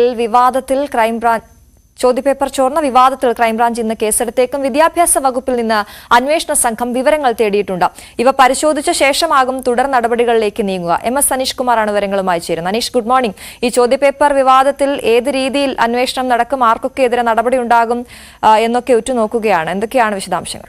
അശ്വതി, ക്രൈംബ്രാഞ്ച് സംഘം ഈ കേസുമായി ബന്ധപ്പെട്ട പ്രാഥമിക അന്വേഷണം ആരംഭിച്ചു കഴിഞ്ഞിരുന്നു. ഇന്നലെ ആദ്യ അന്വേഷണ സംഘത്തിന്റെ യോഗം ചേർന്നിരുന്നു. മലപ്പുറം ക്രൈംബ്രാഞ്ച് DYSP റജി കുന്നിപ്പറമ്പിലാണ് അന്വേഷണ ഉദ്യോഗസ്ഥൻ. അദ്ദേഹവും ഈ കേസിലെ മറ്റു ഉദ്യോഗസ്ഥരും ഇന്നലെ യോഗം ചേർന്നിരുന്നു. വിദ്യാഭ്യാസ വകുപ്പിനോട് പ്രാഥമികമായി ചില വിവരങ്ങൾ തേടിയിട്ടുണ്ട്. ആ വിവരങ്ങൾ ഇന്ന് ലഭ്യമാവുമെന്ന പ്രതീക്ഷയാണുള്ളത്. ആ വിവരങ്ങളുടെ അടിസ്ഥാനത്തിലാവും കേസുമായി ബന്ധപ്പെട്ട അനന്തര നടപടിക്രമങ്ങളുമായി മുന്നോട്ട് പോകുക. ഈ ചോർച്ച നടന്നു എന്ന് സ്ഥിരീകരിക്കപ്പെടുന്ന ഒരു സാഹചര്യം ഉണ്ടാവുമ്പോൾ കേസ് രജിസ്റ്റർ ചെയ്യുന്ന ഒരു നടപടി ഉണ്ടാവും. ഇന്ന് ഉച്ചയോടുകൂടി കേസ് രജിസ്റ്റർ ചെയ്യുമെന്നാണ് നമുക്ക് മനസ്സിലാക്കാൻ കഴിയുന്നത്. ആദ്യം ഈ വിദ്യാഭ്യാസ വകുപ്പ് ഉദ്യോഗസ്ഥരുടെ മൊഴി രേഖപ്പെടുത്തും ഈ ചോർച്ചയുമായി ബന്ധപ്പെട്ട്. ഇതിനുശേഷമാവും MS സൊല്യൂഷൻസിലെ ജീവനക്കാരുടെയും ഷുഹൈബ് ഉടമയുടെയും അടക്കമുള്ളവരുടെ മൊഴിയിലേക്ക് അല്ലെങ്കിൽ അവരെ ചോദ്യം ചെയ്യുന്ന നടപടിക്രമങ്ങളിലേക്ക് നീങ്ങുക എന്നാണ് പോലീസ് വ്യക്തമാക്കുന്നത്. എന്തായാലും 1-2 ദിവസങ്ങൾക്കുള്ളിലാവും ഈ നടപടിക്രമങ്ങളിലേക്ക് നീങ്ങുക. ഇന്ന് ഉച്ചതിരിഞ്ഞ് ആ കേസ് രജിസ്റ്റർ ചെയ്യുന്നതിനുള്ള നടപടികളാവും ആദ്യം എടുക്കുക.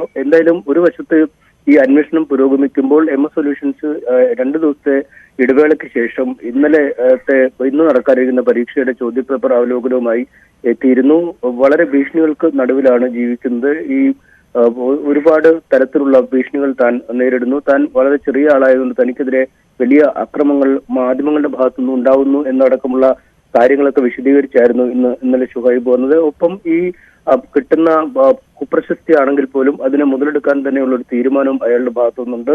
8-9 ക്ലാസ്സുകൾക്കായുള്ള പുതിയ YouTube പേജുകൾ തുടങ്ങും എന്നും അറിയിച്ചിരിക്കുന്നു. കാരണം അത് മറ്റൊരു തരത്തിൽ കൂടിയാണ്. ഇപ്പോൾ ഈ അന്വേഷണം നടക്കുന്നതിന്റെ ഭാഗമായി ഈ ചോദ്യപേപ്പർ ചോർത്തിയെന്ന് കണ്ട ക്ലാസ്സിലെ ചർച്ചകളുമായി ബന്ധപ്പെട്ട YouTube പേജുകൾ ഒരുപക്ഷെ ബ്ലോക്ക് ചെയ്യാനുള്ള സാധ്യതകൾ മുന്നിൽ കാണുന്നുണ്ട്. അങ്ങനെയെങ്കിൽ മറ്റ് പേജുകളിൽ കൂടി തുടങ്ങി ഈ പേജ് മുന്നോട്ട് കൊണ്ടുപോകുക എന്നത് തന്നെയാണ് ലക്ഷ്യം വെച്ചിരിക്കുന്നതെന്ന് നമുക്ക് മനസ്സിലാക്കാൻ കഴിയുന്നു. എന്തായാലും ശക്തമായ അന്വേഷണം പോലീസിന്റെ ഭാഗത്തുനിന്നും ഉണ്ടാകുമെന്ന് തന്നെയാണ് ഉദ്യോഗസ്ഥർ പറയുന്നത്. സമാന്തരമായി തന്നെ ഈ വിദ്യാഭ്യാസ വകുപ്പിന്റെ ഭാഗത്തു നിന്നുള്ള അന്വേഷണം നടക്കുന്നുണ്ട്. അത് ആരാണ് ഈ ചോദ്യപേപ്പർ ചോർത്തി ഈ MS സൊല്യൂഷൻസിന് നൽകിയത് എന്നതിനെ കുറിച്ചാണ്.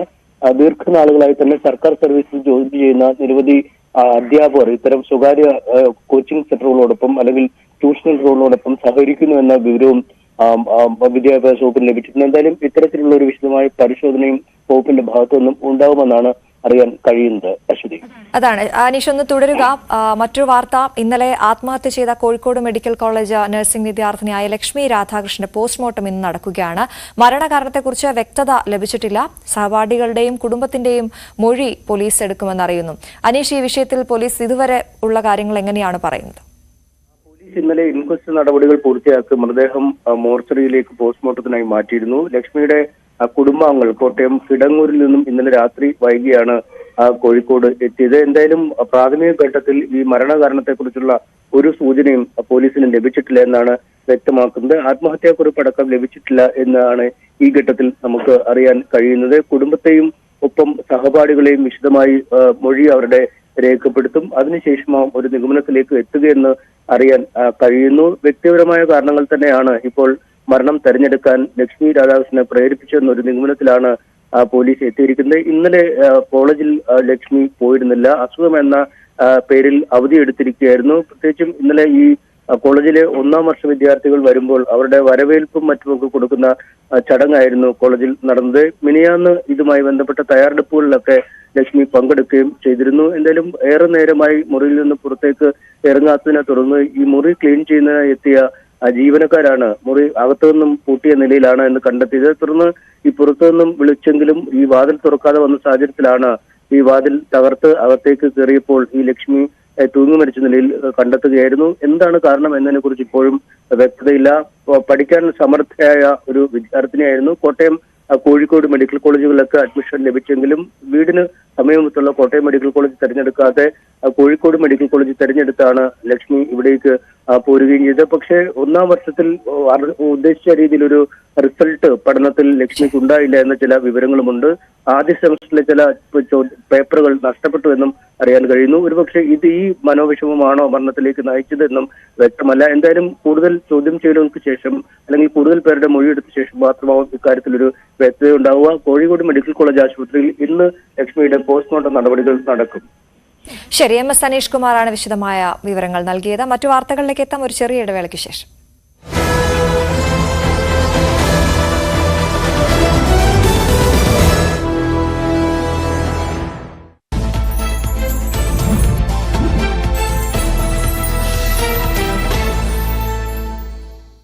നമസ്കാരം, ഫാസ്റ്റ് ന്യൂസിലേക്ക് സ്വാഗതം. കുട്ടമ്പുഴയിൽ ആന ചവിട്ടിക്കൊന്ന എൽദോസിന്റെ മൃതദേഹം സംസ്കരിച്ചു. സംസ്കാരം ചേലാട് കുറുമറ്റ പള്ളി സെമിത്തേരി. രോഷമടങ്ങാതെ പ്രദേശവാസികൾ കോതമംഗലം ഫോറസ്റ്റ് ഓഫീസിലേക്ക് പ്രതിഷേധ മാർച്ച് സംഘടിപ്പിച്ചു. കോതമംഗലം കുട്ടമ്പുഴയിലെ ജനങ്ങൾക്ക് നൽകിയ ഉറപ്പ് സമയബന്ധിതമായി പാലിക്കുമെന്ന് വനം മന്ത്രി AK ശശീന്ദ്രൻ. ട്രെഞ്ച് നിർമ്മാണം, ഫെൻസിംഗ് എന്നിവയ്ക്കുള്ള അനുമതി നേരത്തെ നൽകിയതാണ്. ടെൻഡർ നടപടികളിലാണ് കാലതാമസമെന്നും മന്ത്രി. വനം വകുപ്പ് മന്ത്രി രാജിവെക്കണമെന്ന് കത്തോലിക്ക കോൺഗ്രസ്. കുട്ടമ്പുഴയിലെ എൽദോസിന്റെ മരണം വനം വകുപ്പിന്റെ വീഴ്ചയാണ്. മനുഷ്യജീവന് സംരക്ഷണം നൽകിയില്ലെങ്കിൽ ജനകീയ പ്രക്ഷോഭം സംഘടിപ്പിക്കുമെന്നും ഫാദർ ഫിലിപ്പ് കവീൽ. എറണാകുളം കോതമംഗലത്ത് വനപ്രദേശത്തോട് ചേർന്നുള്ള ജനവാസ മേഖലയിൽ കാട്ടാന ശല്യം രൂക്ഷം. ഉരുളൻതണ്ണി, കുട്ടൻപുഴ, ക്നാച്ചേരി എന്നിവിടങ്ങളിലാണ് പതിവായി കാട്ടാനക്കൂട്ടം എത്തുന്നത്. തമിഴ്നാട് വാൽപ്പാറയിൽ കാട്ടാനാക്രമണത്തിൽ ഒരാൾ മരിച്ചു. വാൽപ്പാറ ഗജമുടി എസ്റ്റേറ്റിലെ ചന്ദ്രനാണ് മരിച്ചത്. കാട്ടാനാക്രമണത്തെ തുടർന്ന് ചികിത്സയിലിരിക്കെയാണ് മരണം. കഴിഞ്ഞ ദിവസം 3 കാട്ടാനകൾ ലയത്തിന് സമീപമെത്തിയിരുന്നു. ആനകൾ നാട്ടുകാരെ ആക്രമിക്കാൻ ശ്രമിച്ചപ്പോഴാണ് ചന്ദ്രന് തുമ്പിക്കൈ കൊണ്ട് അടിയേറ്റത്. തിരുവനന്തപുരം കഠിനംകുളത്ത് യുവാവിന്റെ ക്രൂരത. നായയെ കൊണ്ട് സമീപവാസിയെ കടിപ്പിച്ചു. കഠിനംകുളം സ്വദേശി സമീറാണ് നായയെ കൊണ്ട് കടിപ്പിച്ചത്. പ്രകോപനം നായയുമായി പോകുമ്പോൾ കുട്ടികൾ കൈവീശി കാണിച്ചതിൽ സമീർ അറസ്റ്റിൽ. സംസ്ഥാനത്ത് വീണ്ടും പോലീസ് ആത്മഹത്യ. മരിച്ചത് പിറവം രാമമംഗലം സ്റ്റേഷനിലെ ഡ്രൈവർ CPO ബിജു.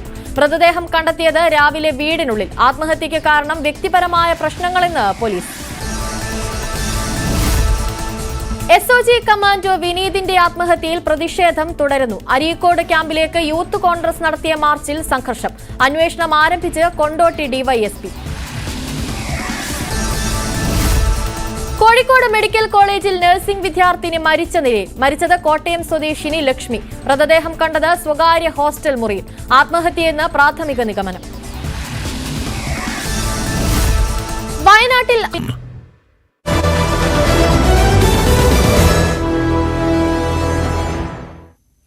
വീണ്ടും വാർത്തയിലേക്ക് വരുമ്പോൾ കഴിഞ്ഞ ദിവസങ്ങളിലെല്ലാം അപകട വാർത്തകൾ ഇങ്ങനെ നിറഞ്ഞു നിന്ന ആഴ്ചയായിരുന്നു നമ്മൾ പിന്നിട്ടത്. പത്തനംതിട്ട കോന്നിയിലെ അപകടം നമ്മളെയൊക്കെ വലിയ വിഷമത്തിലാക്കിയ അപകടത്തിൽ മരിച്ച 4 പേരുടെയും സംസ്കാരം നാളെ നടക്കും. ഉച്ചയ്ക്ക് 12 മണിക്ക് കോന്നി പൂങ്കാവ് സെന്റ് മേരീസ് മലങ്കര സുറിയാനി കത്തോലിക്ക പള്ളിയിലാണ് സംസ്കാര ചടങ്ങുകൾ നടക്കുക. നവദമ്പതികളായ നിഖിൽ മത്തായി, അനു, നിഖിലിന്റെ പിതാവ് മത്തായി ഈപ്പൻ, അനുവിന്റെ പിതാവ് ബിജു ജോർജ് എന്നിവരുടെ മൃതദേഹങ്ങൾ രാവിലെ 8 മണിയോടെ കോന്നി പൂങ്കാവ് സെന്റ് മേരീസ് മലങ്കര സുറിയാനി കത്തോലിക്ക പള്ളിയിൽ പൊതുദർശനത്തിന് വയ്ക്കും.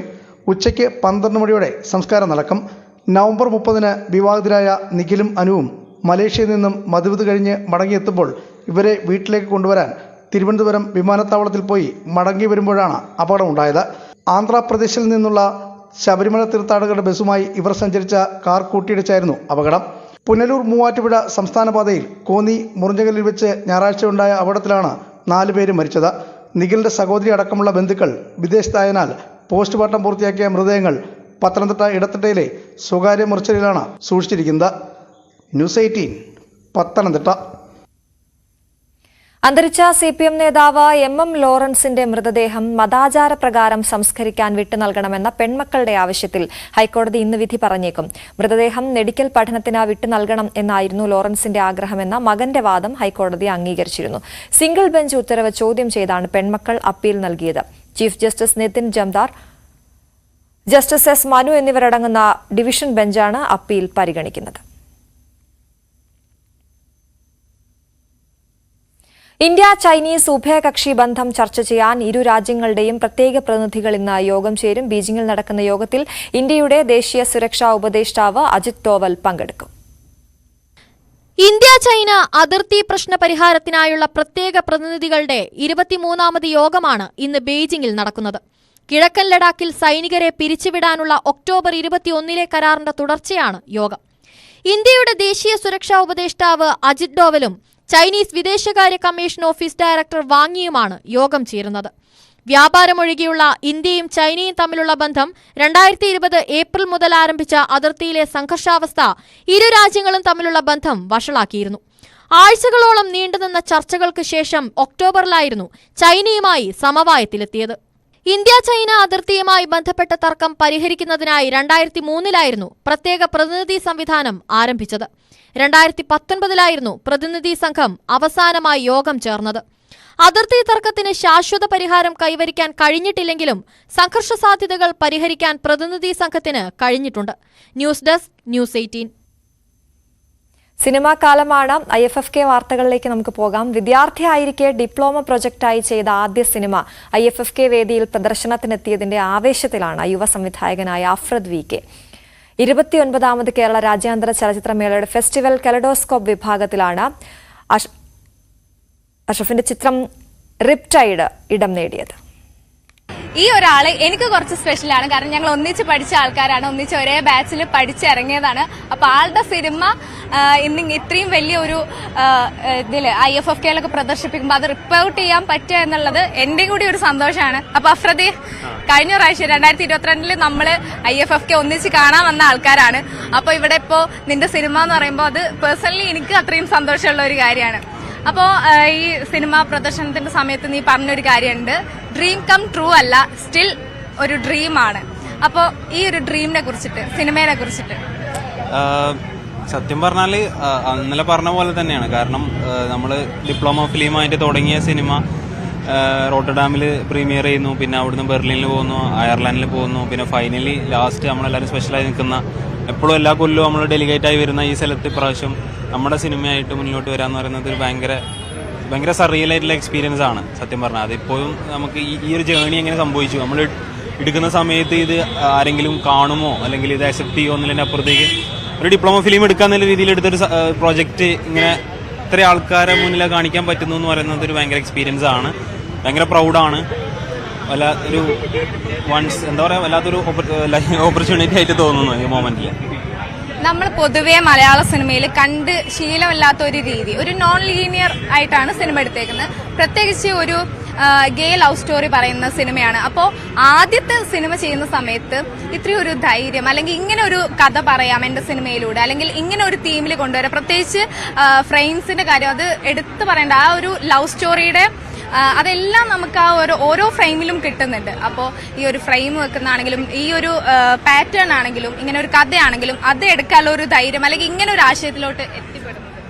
ആക്ച്വലി അതൊരു ധൈര്യം എന്നൊക്കെ എത്രത്തോളം പറയാൻ പറ്റുമെന്ന് അറിയില്ല. കാരണം പറഞ്ഞതുപോലെ നമ്മൾ ഫസ്റ്റായിട്ട് ഒരു സിനിമ എടുക്കുന്നു, അപ്പോൾ ഇതുവരെ നമ്മൾ പഠിച്ചിട്ടുള്ളത്, നമ്മൾ കണ്ടിട്ടുള്ള ബാക്കി സിനിമകളിൽ നിന്നൊക്കെ വ്യത്യസ്തമാവണമെന്നും ടോട്ടലി തന്നെ നമുക്ക് എല്ലാ രീതിയിലും എക്സ്പെരിമെന്റ് ചെയ്യാനും അതുപോലെ തന്നെ ടോട്ടൽ ഫണ്ണായിട്ട് നമുക്ക് ചെയ്യാനുള്ളതൊക്കെ ചെയ്യാനും ടോട്ടലി നമ്മൾ സാറ്റിസ്ഫൈഡ് ആവണം എന്നുള്ളൊരു വാശിയിൽ തന്നെയാണ് മൊത്തം പ്രൊജക്റ്റ് മൂവ് ചെയ്തത്. അതുകൊണ്ട് തന്നെയാണ് അതിന് അങ്ങനത്തെ ഒരു വിഷ്വൽ ലാംഗ്വേജും അതിൻ്റെ എഡിറ്റിങ്ങിലായാലും സ്റ്റോറി ടെല്ലിങ്ങിലായാലും നറേഷനിലായാലും അതിൻ്റെ കഥ പറയുന്ന രീതിയിലായാലും അതിൻ്റെ പലതരത്തിലുള്ള മൊണ്ടാഷസ് കൂടെ ഒക്കെ നമ്മൾ ശ്രമിച്ചിട്ടുള്ളത്. സുഖമാണ് ഇതിലെ ഒരു ലീഡ് ക്യാരക്ടറായിട്ട് അഭിനയിച്ചത് സുഖമാണ്. അപ്പോൾ ഈ ഒരു സിനിമയിലോട്ട് അഫ്രദ് എങ്ങനെയാണ് വന്ന് പറഞ്ഞത്, എങ്ങനെയാണ് സുഖു എന്നുള്ള ഈ റോൾ ചെയ്യാം എന്നുള്ള? ആക്ച്വലി ഞാൻ നന്നായിട്ട് ഫിലിമിനെ സ്നേഹിക്കുകയും ആക്ട് ചെയ്യാൻ ഇഷ്ടപ്പെടുന്ന ഒരാളാണ്. സോ ബേസിക്കലി ഇങ്ങനെ ഒരു കഥ പറഞ്ഞപ്പം എനിക്കും അങ്ങനെ ഒരു എന്താ പറയുക, നമ്മൾ ഇതുവരെ ചെയ്യാത്തൊരു ക്യാരക്ടർ ബേസ്ഡ് സാധനം, പിന്നെ അത് എക്സ്പ്ലോർ ചെയ്യാമെന്ന് വിചാരിച്ചു. പിന്നെ ഒരു എന്താ പറയുക, അവനൊരു ഡിപ്ലോമ പ്രോജക്റ്റായിട്ട് ചെയ്യുമ്പോഴേക്കും ഫസ്റ്റ് ടൈം ഒരു ഡ്രീം ക്യാച്ചർ ആയിരിക്കുമല്ലോ.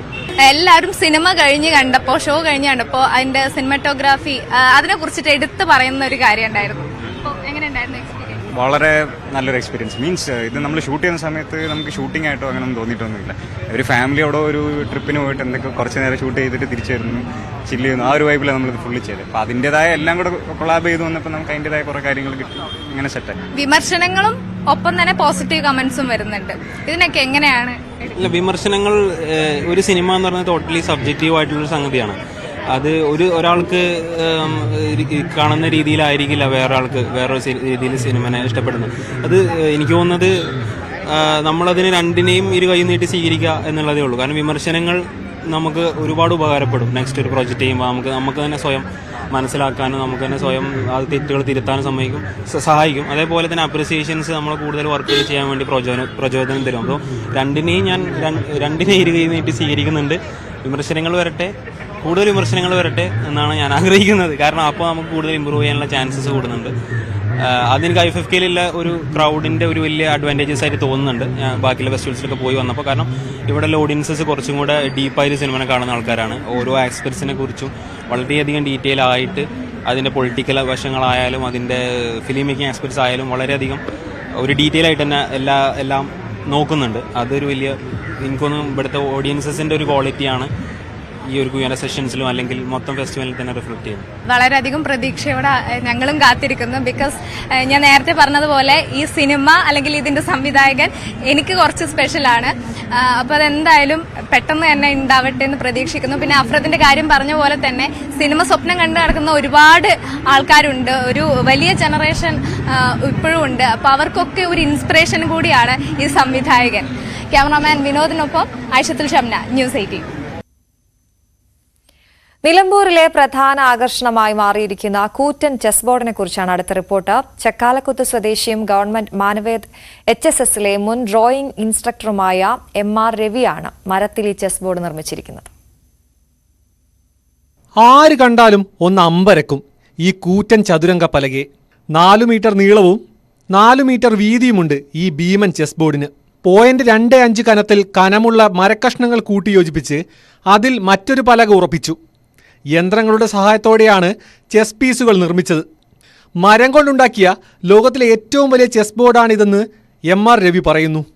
ഇത് ശരിക്കും ഞാൻ പറഞ്ഞാൽ ഇത് ചെസ് ബോർഡ് ഉണ്ടാക്കാൻ വേണ്ടി ഉണ്ടാക്കിയല്ല. ഞാൻ എൻ്റെ ഒരു പെയിൻറ്റിങ്ങിന് വേണ്ടിയിട്ട് ഒരു പേന കൊണ്ട് വരയ്ക്കുന്ന ഒരു ഡ്രോയിങ് ഉണ്ടായിരുന്നു, ഡ്രോയിങ് സീരീസ്. അതിലേക്ക് ചതുരംഗത്തിന് പിന്നിൽ എന്ന് പറഞ്ഞിട്ടൊരു പടമുണ്ട്, അതിന് വേണ്ടിയിട്ട് മോഡലുണ്ടാക്കിയ സാധനം ഇത്. ഈട്ടിയും തേക്കും ഉപയോഗിച്ചാണ് ചെസ് ബോർഡ് നിർമ്മിച്ചത്.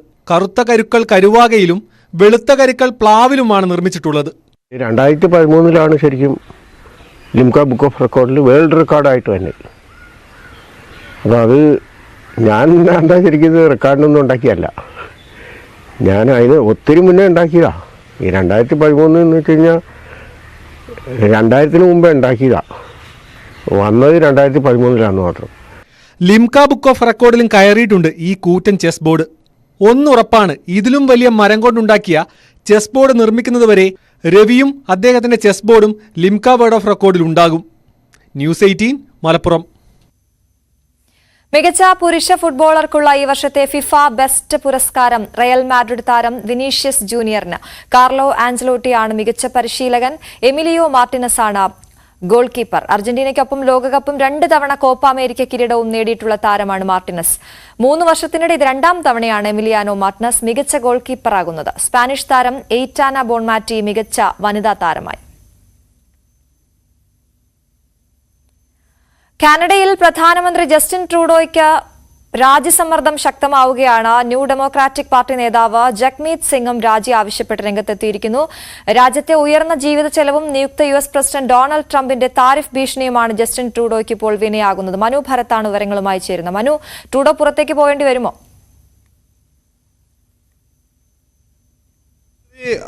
കാനഡയെ സംബന്ധിച്ചിടത്തോളം രൂക്ഷമായ പ്രതിസന്ധിയിലേക്ക് കാര്യങ്ങൾ നീങ്ങുന്നു എന്നാണ് മനസ്സിലാകുന്നത്. ജസ്റ്റിൻ ട്രൂഡോയിന് പുറത്ത് രാജിക്കുള്ള സമ്മർദ്ദം ഏറുകയാണ്.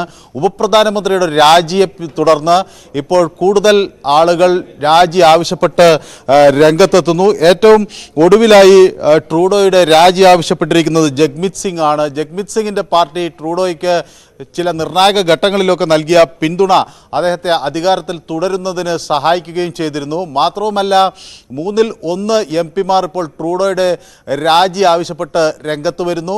എല്ലാവരും ട്രൂഡോയോട് നേരിട്ട് രാജിവെക്കണം എന്ന തരത്തിലുള്ള ആവശ്യങ്ങൾ മുന്നോട്ട് വയ്ക്കുന്നു. 2025 പൊതു തെരഞ്ഞെടുപ്പിലേക്ക് നീങ്ങേണ്ടത്. പക്ഷേ അതിനു മുൻപ് ട്രൂഡോ സ്ഥാനമൊഴിയേണ്ട ഒരു സാഹചര്യം കാനഡയിൽ ഉണ്ടാകും എന്ന് പറയുന്നു. കാനഡ $62 ബില്യൺ സാമ്പത്തിക പ്രതിസന്ധിയിലൂടെയാണ് കടന്നുപോകുന്നത്. അമേരിക്ക മുന്നോട്ട് വയ്ക്കുന്ന 25% താരിഫ് ഭീഷണി താങ്ങാൻ കഴിയുന്നൊരു സാഹചര്യം കാനഡയിൽ ഉണ്ടാകില്ല എന്ന് അവിടുത്തെ ജനപ്രതിനിധികൾ വ്യക്തമാക്കുന്നു. തൊഴിലവസരങ്ങളെ ഇത് ബാധിക്കും. വിലക്കയറ്റം വർദ്ധിക്കുന്നു. ജീവിത ചിലവുകൾ പിടിച്ചു നിർത്താൻ കഴിയാത്ത തലത്തിലേക്ക് മാറുന്നു എന്നൊക്കെയുള്ള വിമർശനങ്ങളാണ് ഉയരുന്നത്. ട്രൂഡോയെ സംബന്ധിച്ചിടത്തോളം ഈ സാഹചര്യത്തെ അതിജീവിക്കുക എന്നത് അത്ര എളുപ്പമാകില്ല. ഏതായാലും അദ്ദേഹത്തിൻ്റെ പുതിയ ധനമന്ത്രിക്ക് എന്താ വിസ്മയം കാണിക്കാൻ കഴിയും എന്ന കാര്യമാണ് ഇപ്പോൾ എല്ലാവരും ഉറ്റുനോക്കുന്നത്. ശരി മനു. അസദ് ഭരണകൂടത്തിന്റെ വീഴ്ചയ്ക്ക് പിന്നാലെ സിറിയയിലെ താവളങ്ങൾ ഒഴിയേണ്ടി വന്ന റഷ്യ ഇപ്പോൾ ഉറ്റുനോക്കുന്നത് ലിബിയയിലേക്കാണ്. ഒരു തുറമുഖമോ മിലിറ്ററി കേന്ദ്രമോ ലിബിയയിൽ നിർമ്മിക്കാൻ കഴിഞ്ഞാൽ ഇപ്പോഴുണ്ടായ നഷ്ടങ്ങൾ നികത്താം എന്ന കണക്കുകൂട്ടലാണ് റഷ്യ. റഷ്യൻ മിലിറ്ററി കേന്ദ്രങ്ങൾ സിറിയയിൽ സ്ഥാപിച്ചിരുന്നത് അസദ് ഭരണകൂടത്തെ സംരക്ഷിക്കണമെന്ന ഉദ്ദേശത്തോടെ മാത്രമായിരുന്നില്ല. ഈ കേന്ദ്രങ്ങൾ ഉപയോഗിച്ച് പടിഞ്ഞാറൻ ഏഷ്യയിലും ആഫ്രിക്കയിലും റഷ്യ തങ്ങളുടെ സാന്നിധ്യം ഉറപ്പാക്കിയിരുന്നു. സിറിയ വിമതർ പിടിച്ചെടുത്തതോടെ റഷ്യയ്ക്ക് നഷ്ടമായത് ഈ മേഖലകളിലെ മേൽക്കൈയായിരുന്നു. ഇത് തിരികെ പിടിക്കാനാണ് റഷ്യ ലിബിയയിലേക്ക് തിരിയുന്നത്. ലിബിയയിൽ ഒരു തുറമുഖമോ മിലിറ്ററി കേന്ദ്രമോ നിർമ്മിക്കാൻ കഴിഞ്ഞാൽ ഇപ്പോഴുണ്ടായ നഷ്ടം നികത്താനാകുമെന്നാണ് റഷ്യയുടെ കണക്കുകൂട്ടൽ. അതിനായുള്ള നീക്കങ്ങൾ വേഗത്തിലാക്കുകയാണവർ. സിറിയയിലെ ടാർട്ടൂസ് നേവൽ കേന്ദ്രത്തിൽ സ്ഥാപിച്ചിരുന്ന തങ്ങളുടെ ചില ആയുധങ്ങൾ റഷ്യ ലിബിയയിലേക്ക് മാറ്റിയെന്നാണ് report. Libyan national army chief Khalifa ഹഫ്തറുമായി റഷ്യ ചർച്ചകൾ നടത്തുകയാണ്. ബെൻഗാസി നഗരത്തിലെ തുറമുഖമാണ് റഷ്യ നോട്ടമിട്ടിരിക്കുന്നത്. പുതിയ നീക്കം വിജയകരമായാൽ മെഡിറ്ററേറിയൻ മേഖലയിൽ സാന്നിധ്യമുറപ്പിക്കാനും ആഫ്രിക്കയിലേക്കുള്ള ചരക്ക് നീക്കവും റഷ്യയ്ക്ക് എളുപ്പമാകും. International desk, news 18. ഇടവേള.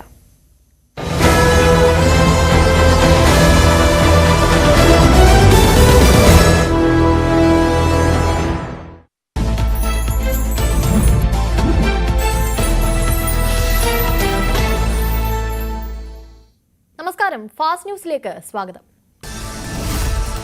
കുട്ടമ്പുഴയിൽ ആന ചവിട്ടിക്കൊന്ന എൽദോസിന്റെ മൃതദേഹം സംസ്കരിച്ചു. സംസ്കാരം ചേലാട് കുറുമറ്റ പള്ളി സെമിത്തേരി. രോഷമടങ്ങാതെ പ്രദേശവാസികൾ കോതമംഗലം ഫോറസ്റ്റ് ഓഫീസിലേക്ക് പ്രതിഷേധ മാർച്ച് സംഘടിപ്പിച്ചു. കോതമംഗലം കുട്ടമ്പുഴയിലെ ജനങ്ങൾക്ക് നൽകിയ ഉറപ്പ് സമയബന്ധിതമായി പാലിക്കുമെന്ന് വനം മന്ത്രി AK ശശീന്ദ്രൻ. ട്രെഞ്ച് നിർമ്മാണം, ഫെൻസിംഗ് എന്നിവയ്ക്കുള്ള അനുമതി നേരത്തെ നൽകിയതാണ്. ടെൻഡർ നടപടികളിലാണ് കാലതാമസമെന്നും മന്ത്രി. വനം വകുപ്പ് മന്ത്രി രാജിവെക്കണമെന്ന് കത്തോലിക്ക കോൺഗ്രസ്. കുട്ടമ്പുഴയിലെ എൽദോസിന്റെ മരണം വനം വകുപ്പിന്റെ വീഴ്ചയാണ്. മനുഷ്യജീവന് സംരക്ഷണം നൽകിയില്ലെങ്കിൽ ജനകീയ പ്രക്ഷോഭം സംഘടിപ്പിക്കുമെന്നും ഫാദർ ഫിലിപ്പ് കവി. എറണാകുളം കോതമംഗലത്ത് വനപ്രദേശത്തോട് ചേർന്നുള്ള ജനവാസ മേഖലയിൽ കാട്ടാന ശല്യം രൂക്ഷം. ഉരുളൻതണ്ണി, കുട്ടൻപുഴ, ക്നാച്ചേരി എന്നിവിടങ്ങളിലാണ് പതിവായി കാട്ടാനക്കൂട്ടം എത്തുന്നത്. തമിഴ്നാട് വാൽപ്പാറയിൽ കാട്ടാന ആക്രമണത്തിൽ ഒരാൾ മരിച്ചു. വാൽപ്പാറ ഗജമുടി എസ്റ്റേറ്റിലെ ചന്ദ്രനാണ് മരിച്ചത്. കാട്ടാനാക്രമണത്തെ തുടർന്ന് ചികിത്സയിലിരിക്കെയാണ് മരണം. കഴിഞ്ഞ ദിവസം 3 കാട്ടാനകൾ ലയത്തിന് സമീപമെത്തിയിരുന്നു. ആനകൾ നാട്ടുകാരെ ആക്രമിക്കാൻ ശ്രമിച്ചപ്പോഴാണ് ചന്ദ്രന് തുമ്പിക്കൈ കൊണ്ട് അടിയേറ്റത്. തിരുവനന്തപുരം കഠിനംകുളത്ത് യുവാവിന്റെ ക്രൂരത. നായയെ കൊണ്ട് സമീപവാസിയെ കടിപ്പിച്ചു. കഠിനംകുളം സ്വദേശി സമീറാണ് നായയെ കൊണ്ട് കടിപ്പിച്ചത്. പ്രകോപനം നായയുമായി പോകുമ്പോൾ കുട്ടികൾ കൈവീശി കാണിച്ചതിൽ സമീർ അറസ്റ്റിൽ. സംസ്ഥാനത്ത് വീണ്ടും പോലീസ് ആത്മഹത്യ. മരിച്ചത് പിറവം രാമമംഗലം സ്റ്റേഷനിലെ ഡ്രൈവർ CPO ബിജു. മൃതദേഹം കണ്ടെത്തിയത് രാവിലെ വീടിനുള്ളിൽ. ആത്മഹത്യയ്ക്ക് കാരണം വ്യക്തിപരമായ പ്രശ്നങ്ങളെന്ന് പോലീസ്. SOG കമാൻഡോ വിനീതിന്റെ ആത്മഹത്യയിൽ പ്രതിഷേധം തുടരുന്നു. അരീക്കോട് ക്യാമ്പിലേക്ക് യൂത്ത് കോൺഗ്രസ് നടത്തിയ മാർച്ചിൽ സംഘർഷം. അന്വേഷണം ആരംഭിച്ച് കൊണ്ടോട്ടി DYSP. കോഴിക്കോട് മെഡിക്കൽ കോളേജിൽ നഴ്സിംഗ് വിദ്യാർത്ഥിനി മരിച്ച നിലയിൽ. മരിച്ചത് കോട്ടയം സ്വദേശിനി ലക്ഷ്മി. മൃതദേഹം കണ്ടത് സ്വകാര്യ ഹോസ്റ്റൽ മുറിയിൽ. ആത്മഹത്യയെന്ന് പ്രാഥമിക നിഗമനം. വയനാട്ടിൽ ആദിവാസി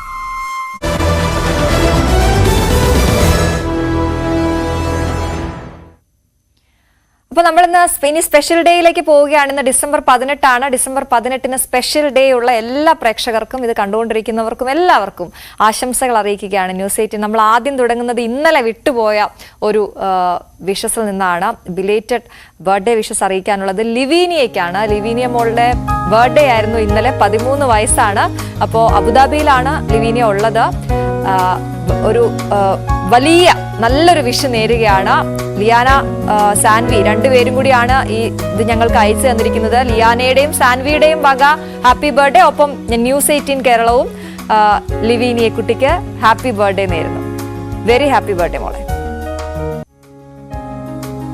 ഞങ്ങളുടെ സഹപ്രവർത്തകനാണ് ശങ്കറിന്റെയും രജിതയുടെയും 17ാമത്തെ വിവാഹ വാർഷികമാണിന്ന്. നല്ല പുഞ്ചിരിച്ചിരിക്കുന്ന ചിത്രം ഇതുപോലെ തന്നെ മനോഹരമായി മുന്നോട്ട് പോകട്ടെ. എല്ലാ വർഷവും മധുരമുള്ളതാകട്ടെ, എല്ലാ ദിവസവും മധുരമുള്ളതാകട്ടെ. എല്ലാവിധ ആശംസകളും നേരുകയാണ് ശങ്കരേട്ടൻ.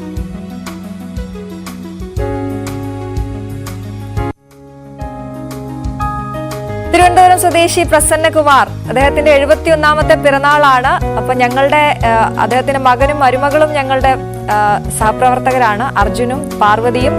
അവരുടെ രണ്ടുപേരുടെയും മാത്രമല്ല എല്ലാവരുടെയും, ഞങ്ങളുടെ എല്ലാവരുടെയും വക വെരി ഹാപ്പി ബർത്ത്ഡേ അച്ഛ.